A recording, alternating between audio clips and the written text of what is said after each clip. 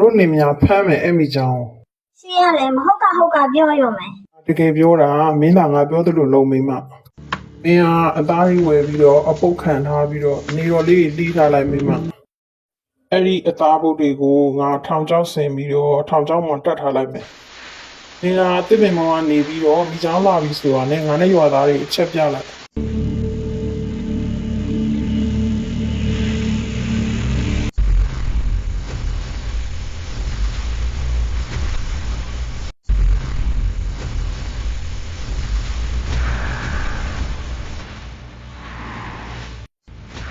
ချုပ်တာအားနဲ့ချုပ်တာမလို့စင်နဲ့နော်